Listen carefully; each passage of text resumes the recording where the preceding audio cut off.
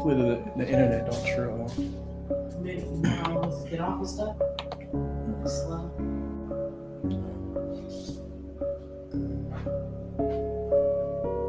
Never mind.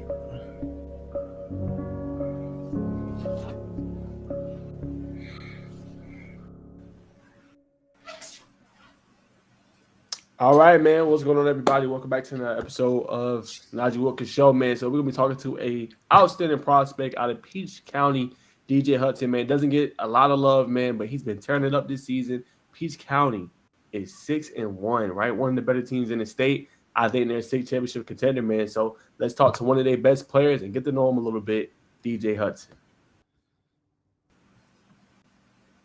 What's going on, DJ? What's going on? Not much, man. Appreciate you coming on, man. How's everything? Yes, sir. Yeah, it's going well. And thank you for having me on here. Man. Yes, sir. So, DJ, tell me a little bit about, man, your football journey a little bit, man, kind of how you got started playing the sport of football. What kind of brought your attention and wanted you to play the sport? I've always been around football. My dad's a coach. So from a young age, I've always been going with him to games, to practices and stuff like that. And I started playing when I was 4. I started playing since I was 4, and as I grew up, I just kept playing. It kept building love for it. And I just kept going. 100%. And then when you were little, when you was playing, what position did you play? I was on the line a little bit when I was real young, but then as I got a little older, that's when I transitioned to quarterback. Okay, cool. What was your favorite memory from kind of playing youth football? Sir? I said, what was your favorite memory from playing youth football? I would say definitely winning championships with my 11 and 10U team. We went up to Stockbridge and won a couple championships. Okay, love to hear that, man. All right, so when you're on the gridiron, DJ, what do you feel like is your best attribute that kind of makes you stand out the most from the rest? I feel like my IQ. I know what the defense is going to do before a play, which helps me like go through reads much easier. I can tell coverages. I can tell when they're blitzing. So that really just helps me a lot to be able to know what they're doing. It helps me perform a lot better. Talk a little bit about how your dual threat ability on the field has helped you as well. You talk about read defenses, but you also are great with kind of improvising, creating plays, off kind of the bounce a little bit, or even running the ball. Talk about that, how that's helped your game. It always helps to be able to extend the play, especially when you have playmakers that we have, to extend the play and let them get open, and then just give them the ball and let them do what they do. 100%, man. And then what's it been like kind of being coached by head coach Marquise Westbrook? Obviously, he's one of the better coaches in the state, had 5 championship appearances with Warner Robins. What has that been like, him coming in, man, compared to his first year compared to now? How has that kind of been for you guys? We're starting to buy in a lot more than last year. And Coach Westbrook, he's a really good guy. We love playing for him. And we'll run into a wall for him. He always has our back, and he always pushing us to be better. So that's always good to have a leader like that to follow behind. For sure. And then, for you, DJ, you there every day. You're seeing these guys. You talk about your playmakers, which I'll ask more about them in a little bit. But what do you think makes this Peach County team potentially special? I would say, like, we're really close. We always have each other's back. So it's like whenever something bad happening, we pull each other to the side, we build each other back up, and we go right back to it. So it's like we're never really butting heads. So it's like we're always like right there with each other throughout the whole process. 100%. All right, tell me about some of the underrated ballers and big-time playmakers on your team this year. Underrated first, I'm going to go with my brother, Zion Hudson. He's an athlete. He really plays whatever you want him to play. Also, we have receivers like Cam Cherry. He's a baller. We have Ashton Barton, our running back, and Edarius Davis. He's a running back too. He had a really good game last week, and Ashton been playing really well all year. And then you got to give props to the O-line. They've been playing their butts off all year. I think I've been sacked maybe 3 times all year. So that's a great thing. Talk about some of your linemen if you don't mind. Um, Hunter Hill, freshman. He has some big D1 offers. He has offers from Georgia and Florida State. And also we have Jordan Millerhorn. He just committed to Western Kentucky, our right tackle. And then we have our center, Corey Daniels. He's really the mastermind behind all of it. He don't really get talked a lot. He get talked about a lot, but he really gets everybody right. And then we have Greg Johnson. He plays hard, and Forrest Sinkfield at left tackle. Love to see it, man. And if you had to say, what do you think makes maybe that Peach County offense so hard to stop? I mean, I think you guys scored nearly 40 points in every game except the one against Perry. You guys still scored 39 there. So What makes this offense so dynamic and hard to stop? Our tempo. We always play faster. We play fast, and we play faster than the defense can line up. So whenever you start a play before the defense is lined up, you can do whatever you want. You get free run bys in the pass game. You get defenders in the box not knowing what to do, so you get easy blocks and easy gaps to find to run the ball. So I think it's just our tempo. Tempo. Okay. I didn't know y'all played with tempo. All right. So with that, man, that means y'all got to be well conditioned. So what was some of them drills coaches had y'all running in the offseason, man, so y'all can be prepared for that tempo offense? So we do during the summer, we did a tempo drill. So basically by the end of the play and beginning of a play, we have 8 seconds to snap the ball. So we're doing that over and over. We started practice off pretty much every week with that. And we did it constantly. And even during our team sessions, it's tempo, trying to play as fast as possible. So that conditions us for the game. 100%. Tell me what it's like, man, before you describe your brother a little bit. What's it like playing with kind of a brother on the team and having somebody, you know so well, grew up probably playing the sport with? What's that kind of like being on this level playing with your brother? It's a great thing. It's like going out playing in the backyard. It's like we always, since a young age, we've always been throwing and catching the ball to each other. So it's just it's second nature to us when it's on the field. And what do you think makes your brother special? Obviously, say he's an athlete. You can line him up anywhere on the field. What makes him special? And what year is he? He's 26. He's a junior. Yeah, but he's a physical specimen. He breaks tackles. He catches it over anybody. He's just a dude. He just loves to play football. 100%. Tell me a little about that electric game y'all played in against Perry, man. Back and forth contest. What kind of caught your eye in this one, and what made that game so much fun to even for you just playing? It was the atmosphere. It was loud the whole game. Fans were intense. Fans were all in the game. And whenever a big play was made, one side was going crazy. The other team made a big play. The other side was going crazy. So it was just a great atmosphere. And it's always good to play in atmospheres like that, especially before the playoffs, because in the playoffs, atmosphere gets crazy. So it's good to be able to condition yourself for that during the regular season. So how do you feel like a game like that maybe shaped you guys? Obviously, you said the buy-in is there this year.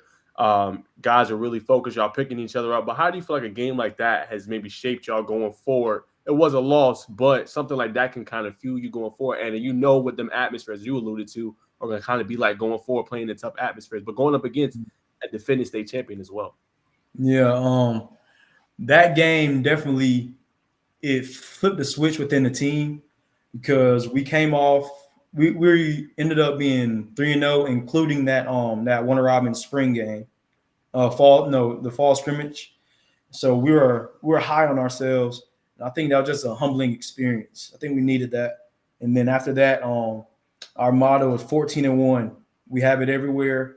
The players, we say it constantly. The coaches say it constantly.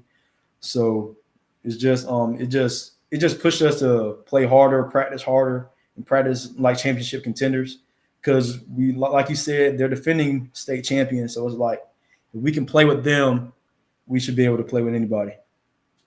That's a good point, man. And then speaking of that, it's only 3 games left in the season, DJ. So obviously talked about 14-1 being a key theme, but what are some things you want to accomplish personally, for one, to kind of end off the season? And then 2, as a team, what do you guys want to kind of finish off the season strong and be able to kind of come with a number 1 seed in the playoffs? My personal goals, I want to pass for at least 2,000 and rush for 1,000 before the year is over with, before the regular season is over with.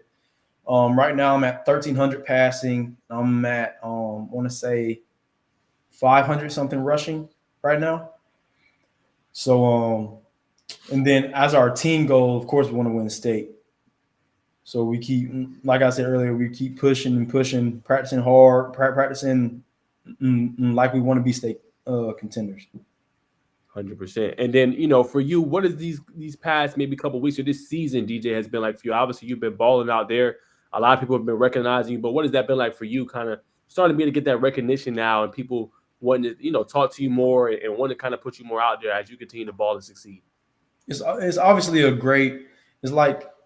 it's obviously a great feeling for people to recognize me, but at the same time, I can't get a big head because of that. I got to still do what I do and kind of like play like I was before they recognized me, because the only reason they recognized me because they didn't at first and I made them. I like how you're looking at that. That's a good point. Speaking of that, man, I hope you don't mind. I just want to do a quick film breakdown with you here. 2 minutes tops, man. Just want to look at your film, kind of pick your brain a little bit, and kind of look at the film that you had up against Doherty. You down with that? Yes, sir. All right, let's do it. All right, I'm about to pull it up right now. All right, let's get this going.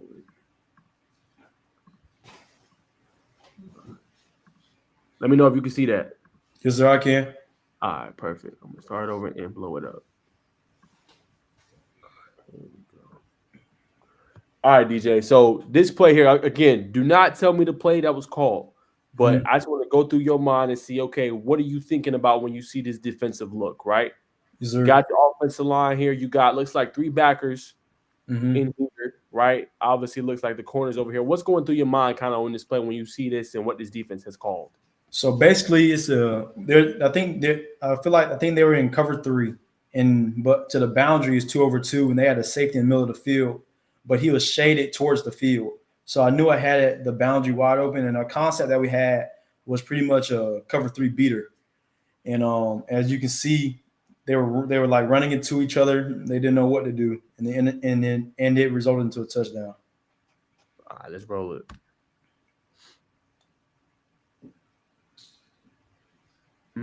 Perfect. And it looked like you threw that in a tight window too, DJ, as you see right here, because that corner's looking, and then the other corner's there. You have to fit that in between those two without maybe him trying to play that ball.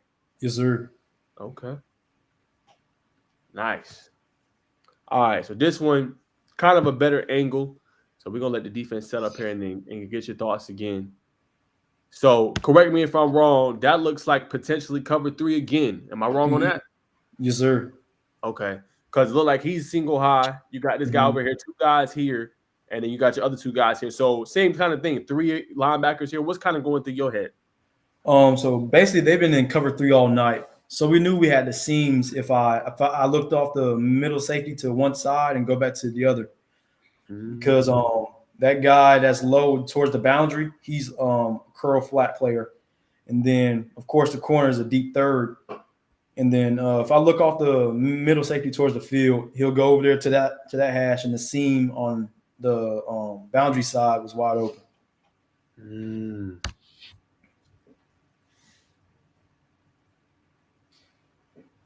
Yeah, great work by you too, because as you just mentioned, you could have forced this here, but you looked it off. He was like, nah, let me use my dynamic ability, pick up a good, 6-7 yards, keep the chains going. Yes, sir. Okay.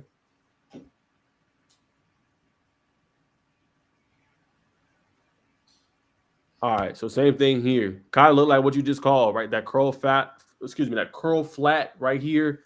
This one's playing that lower third, middle safety. Same kind of look, right? Cover 3 all night. Yes, sir. Cover 3 all night.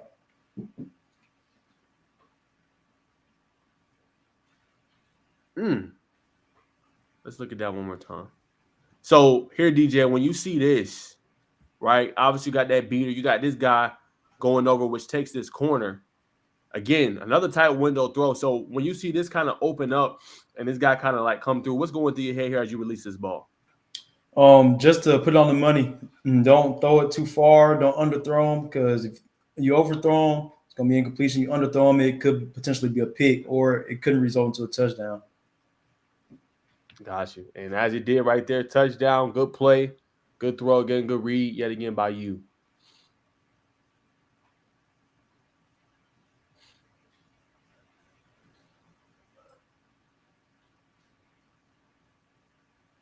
Yeah, that's crazy. They ran the same look all night. All night.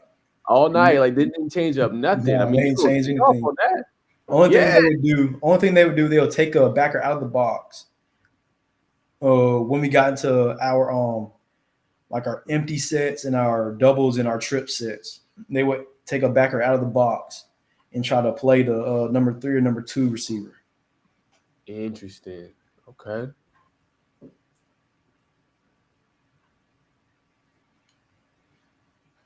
So same thing there, kind of just trying to get that ball in between there in the seam, correct? Mm-hmm. All I had to do was beat the safety.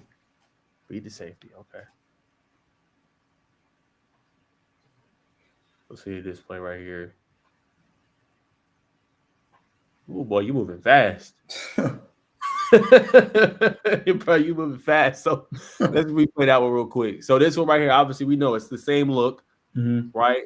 Yes, sir. So they got it covered up pretty well. So again, you do a good thing here. There's no really openings, but you don't force the ball, which is good. You use your dynamic ability again, and then just showcase speed, right? Yes, sir. Okay.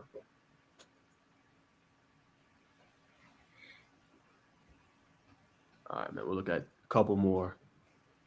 Yeah, wrap it.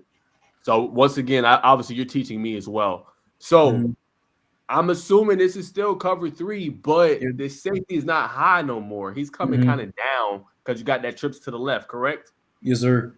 Okay, so no difference. No, sir, no difference. They either went into a cover 3 or they went to a man.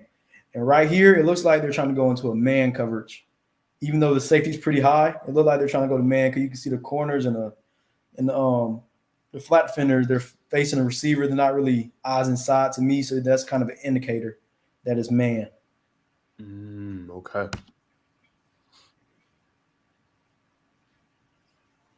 And as you said, you called it like a book.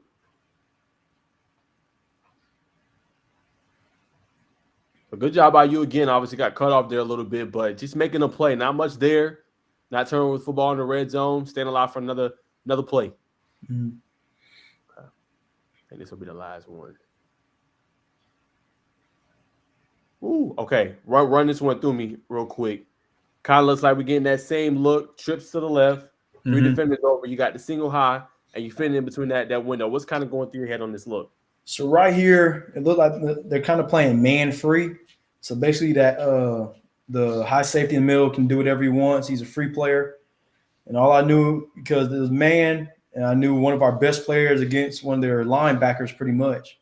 I like that matchup any day. So I'm going to take that whenever I can. Also, I just got to beat the safety, and I can't overthrow him. It'll be incompletion. I can't underthrow him because it's going to be a pick. Okay. Now, y'all can see right there, man. There it is. So, as everybody that is watching this, that'll conclude the breakdown right there. But y'all check out DJ, man, in his film right here. As you guys see, Don Hudson Jr., DJ. Y'all check him out, man. He's been updating his highlights all season long, man. So y'all definitely give him a look and check him out. Now, DJ, I want to ask you, man, being a quarterback, playing at the elite level, and appreciate you teaching me there as well with the cover 3. How many coverages do you see usually per night? Like, how much do teams kind of switch it up? Like, Doherty ain't really switch it up. They kind of kept the same all night. You teeing off on that. How often do you see various coverages kind of come? I know against Northside, their DBs, like they play a lot of games. They'll show man, and then they'll go into a cover 3. They'll show cover 3, and then they'll go into a cover 4. Or they're going to a cover 4, and they'll shift down to a cover 3. Like, so it's just what I go through when I look at film. I look at film with my coach. I find the safeties, and then I find the linebackers. I find like the linebackers in the box. The safeties, they'll show me what coverage. And then I'll know, and then I'll look for a specific player, because if they like to move a player, like against Perry, number 5, when they brought him down, They wanted him to become a person in the run fit. So I knew that would be cover 3. When he's up, I knew that's cover 4. So it's really just during film finding those players, like finding the safeties or their favorite players to try to disguise stuff. But you're not really disguising it because that same player that's always the dictator between the coverages. Man, you teaching me a lot tonight. And for you, DJ, right? So how much is film, or for you, when did you necessarily, because it seemed like you got a great grasp of the game. When did you maybe see that kind of take off for you? Because I know when you're coming in as a freshman, it's a little bit different, right? You got the speed of the game, film, veteran players. When for you did you feel like it slowed down where you could just read defense, as you said, with Northside Warner Robins? They're running like 3 different coverages, and you got to be a dissecting and kind of determine what they're running right there in that split second. So when did that kind of take off for you? It was definitely my 10th grade year, because during my 9th grade year, I was at Northside, and I was sitting behind 2 quarterbacks. So basically, I was watching film on them, seeing what they were doing wrong, and see what I could do better from that. And plus, I was watching film on the teams that we were playing, and just listening to coaches coach and being able to like decipher what the opposing team was running. And now, in like my 10th grade year, it got much easier because that 9th grade year, I took that whole year to be able to watch film and learn from film. And so my 10th grade year, I could just pick it up easy and know what I'm doing before the snap. And that was because of film. Certainly. Talk a little bit about, DJ, your relationship with your offensive coordinator a little bit, and how that's kind of helped your game out as well, and you being able to perform at such a high level. I say me and Coach Smith, we text all the time. We run kind of like the Tennessee's offense. So on Saturdays, we watch Tennessee. We texting each other the plays, whatever they're running, like the plays in our playbook. So it's like we're always talking constantly back and forth. And it's like I can go and talk to him about anything. Like sometimes because he goes to church a lot, so he sends the Bible verses in the group, in our quarterback group chat. We talk about things like that. So it's like a really good friendship. So like I can go and talk to him about anything. Love to hear that, man. And how important is that to you too, man? Kind of being in tune with Christ and obviously having your Bible verse. And how much does that mean to you? It means a lot, because without God, you really can't do anything. So I always try to build my relationship with God at all times.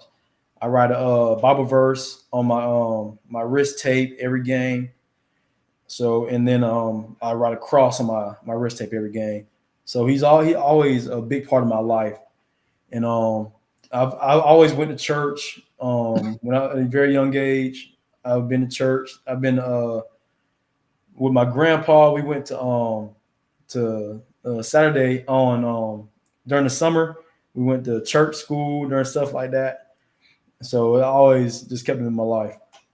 100%. And for you, if you don't mind sharing, kind of with Coach Smith, I know you guys obviously talked about, looking at Tennessee, kind of incorporating that. Does he give you a lot of autonomy when it comes to maybe saying, okay, I see this, right? Maybe we should check to this play. Or is it kind of like y'all had the discussion and discuss it kind of on the fly? How does that work as far as maybe the autonomy he gives you on offense if you see in a certain look and you might not necessarily like the play? He gives me a lot of different choices during the play. Like we sometimes have 3 plays just built into one. So it's like I pick whatever I like best, and if I don't like the run, I'm gonna do the pass. If I don't like the pass, I'm gonna do the run. So it's just, and then we might have 2 different concepts on each side of the field. So it's just like he gives me the option to make the best play at any time possible. Love it, man. It sounds like a great coordinator, a great person, man, Coach Smith. Yes, sir. For you, DJ, what stands out about the matchup? I know it's still early. I know it's only Monday, man, but what stands out about the matchup against Bainbridge? What do you guys need to do to kind of pick up a road victory in that one this upcoming Friday? I know Bainbridge isn't. I know they don't have a win, but they're still a pretty good team. They play hard. Like they played Westover last week really hard. Westover had to do a last second touchdown to beat them. Right. So only because they don't have a win, that doesn't mean they're any like. It doesn't mean they're not good. They're coached very well. they have some athletes over there, so we still gotta go in there with our A game. Plus, it's an away game, and a home team always gonna play better at home. It's a good point, man. All right, man. Let's talk just a little bit off the field, man. What is your favorite thing to do outside of sports or even outside of sport of football? What do you like to do? I like to hang out with my family, hang out with my girlfriend. Um, a lot of people think I'm weird, but I watch anime a lot. Ain't nothing wrong with that, man. I'll tell you right now, ain't nothing wrong with that, man. Don't feel worried about that, dog. You good. I watch anime, play the game, and really that's about it. What's your favorite video game out right now? Got a lot of ones dropping. Black Ops, NCAA drops. What's your favorite game out right now? About to say the two games I play the most is NCAA and MLB The Show. Ah, okay. What's your favorite player in MLB, man? Mookie Betts. Ah, yeah, you can't beat him. Yeah, he's elite, bro. He's elite. Yeah. And then I'm guessing NCAA you use Tennessee Volunteers as a first team. Yeah, I did. I'm not gonna lie. That's first team I picked. I knew it, man. What if you had to say, man, what do you like most about them and maybe their team and what they got going with Nico, who is man, he's taking the college football world by storm.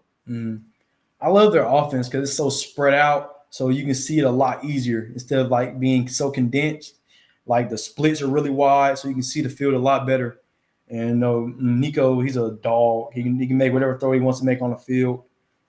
And their receivers do a good job getting open, the right thing in a choice game, stuff like that. So it's like you're not really wrong. You're always open, and Nico can make any throw on the field. So they're just elite.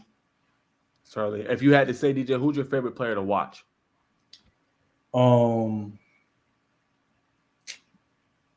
My favorite player to watch. Well, you talking about college or as in like NFL or anything? Let's start with college and then go to NFL. Okay. I'll say Nico because I kind of learned from him how he operates the offense and like how I can like kind of imitate some of the things that he does because he's run the offense at a higher level than I am. So it's always good to kind of learn from that. Okay, and the NFL. In the NFL, my favorite player is Jalen Hurts. So I'm always watching the Eagles game and watching him play because he's also a really good dual threat. He can make any throw on the field and he's good at extending plays. I want to ask you just a little bit with Hurts. Do you kind of like his story too? Like far as, he started with Bama, got benched, had to go to Oklahoma, make his name, Philadelphia, second round pick, comes in, eventually wins a starting job. What's your thoughts on his story? Yeah, I love his story. I even wrote an essay on it during school about his story. And I just love how he overcame adversity and became the man that he is today. And even now he's a dog. So it's like even when I was hurt, like me personally, I was hurt. I was kind of overcoming adversity. So it's good to see like somebody at a higher level overcome it too. And even him being my favorite player, so it had a higher like toll on me. So it was easy. So it was good for me to kind of read into a story and see that. Resonated with you well. Yeah. If you had to tell others maybe that's battling adversity, obviously you use Jalen Hurts as an example that helped you. What would you tell maybe somebody in your similar shoes, GJ, going through an injury, maybe even a benching, whatever it may be, or struggling at a starting role? What would you tell them, man, to kind of be able to battle through that adversity and eventually kind of overcome it? And just keep your head down and work. You basically like you're the only one who can force yourself to keep your mind straight and keep going. Everybody else is gonna have an opinion about you. Everybody else is gonna tell you you're not good enough, or you can't do this, you can't do that. You just gotta keep your mind on a goal and just keep working towards it. Certainly. If you had to say, okay, what is what's your favorite pregame ritual? I feel like I know because you kind of hinted to it a little bit with the Bible verses, but what do you like to do pregame? Are you a big rah-rah guy, like listen to music, or do you like kind of silence? What do you like to do? So before games, I listen to music, not really rap music, but I listen to like sometimes I listen to waterfalls and like meditation music. Then I go to sleep. Then I wake up and and I read. I have a on the Bible app. I read a verse, and then I try to I just read it and like incorporate it into like how I'm gonna play that day. So you like kind of like calm before the storm. Yeah, calm. I like that. Okay, cool, calm and collected. All right. For you, DJ, what's the best road trip you've ever taken with your team? Now, that can be high school, that could be middle school when you won a state championship, or that could even be, leisure far as with your family. Um, I would say my favorite road trip was we went. I went to St. Simon's with my family, and it was a FCA camp, and I think that's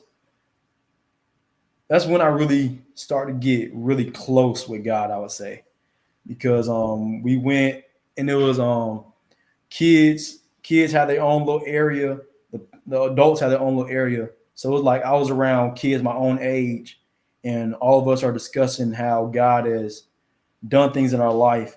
So it was really good to see people my age be able to talk about like things like that. If you had to say for people that don't know about FCA, why is that so profound for maybe athletes and for those that don't get to kind of participate in it? And what would you tell others that may be interested and want to kind of participate in some of those camps?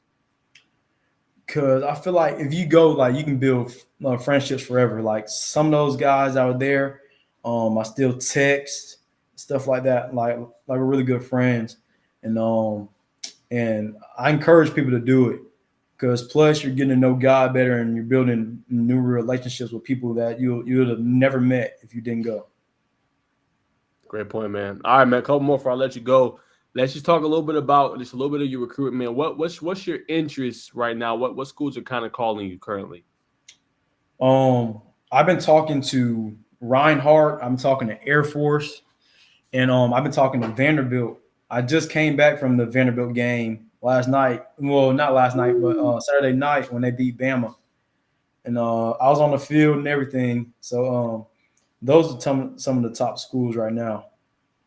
What was so walk me through that. You was just on campus there at Vanderbilt. What was that like, man? I mean, they have never had a win like that in their program history. A lot of people say Vanderbilt ain't got no crowd. It's like a home game for the road opponent. What was that atmosphere like being there and seeing them pull that off? It was definitely special because going into the game, a lot of people were saying they were going to get beat like a drum. I have a lot of people in my family that's Alabama fans, and they were telling me I was going up there to see them get beat like a drum. So basically, it was just really good to see them like battle back and just they really had their foot on their neck the whole game, pretty much. Like, and they never let them come back. So it was just, and then the atmosphere, it was crazy. It was a lot of Bama fans, but it got real quiet on the Bama side for a little after a little bit. Then the Commodore fans started getting a little loud. But then after the game on the field, just talking to the players, they were really excited. They were dumbfounded, some of them, but some of them were really excited. And then the fans, the college kids, they were going crazy. They done ripped down the goalpost, walking with it down the street. I was at Canes, and we hear them with goalpost chanting. And then I go on Twitter and I look and see they put the goalposts in the river. So it was just a crazy experience. I can imagine. And you would say for you being there, it felt like a college atmosphere, right? It felt like a college experience. It definitely felt like a college experience. Okay. So, yeah, you guys got to tell people stop sleeping on Vanderbilt, man. Yes, sir. Now, let me ask you real quick just to talk about some of the interesting schools. I know relationships matter to you, DJ. With those three schools, right? Reinhardt, Air Force, Vanderbilt. Let's go through each one of the three. Reinhardt, what's been going on there? Talk about the relationship you building with the quarterback coach, offensive coordinator there. I've been texting them a lot. They tried to get me to a camp, and then I saw them at a Mercer camp, and I was talking to the coach there, and I performed pretty well at the Mercer camp, and then we're talking, having a good talk back and forth, and still texting now to this day. And then with Air Force, they text me, we text back and forth. And then they're trying to get me up to a game. And then Vanderbilt, Of course, they got me up. They invited me to go to the game versus Bama, and it was great hospitality there. Everybody was really cool. Everybody really nice. Players real cool, and the recruiting coordinator there is really cool also. And then for you, do you care where you go, or you just want the opportunity to play on the next level? No, sir. I just want to play. Got you, man. All right, man. Two more to kind of wrap us up here. I'm gonna play a little devil's advocate. I'm gonna be a coach. DJ, we really like your talent, man. We like what you can do on the football field. But tell me, why should we take a chance on DJ Hudson? What can you provide to our program that maybe another prospect can't? You're gonna get everything out of me. I'm not gonna leave anything on the field. I'm an A student, and I'm a dog. There you go. Clear and cut. All right, man. Last one. I'll let you get out of here, man. Obviously, talked about the state championship being a goal, going 14-1. What are the daily things, though? I feel like a lot of people don't understand. Like, they just see the success, DJ, but they don't know what y'all doing on a daily, right? Watching that film, going on them long hours in the hot sun, practicing, being a film room junkie. What are some things you guys have had to do and sacrifice in order to kind of be where you guys are now for Peach County, being in this position to potentially compete and contend for a title? During the beginning of the season, it was real hot, so we had to practice in the morning. So every morning we waking up at 4:00, be on the field, practicing by 5, so we can get practice in before school starts. And then, so that was a grind because I'm not gonna lie, a lot of the people thought that everybody wasn't gonna be there, but then the kids start buying in, and then everybody started being there, and so we started that going. But we preach, it's not the big things that make you a state championship contender, it's the little things.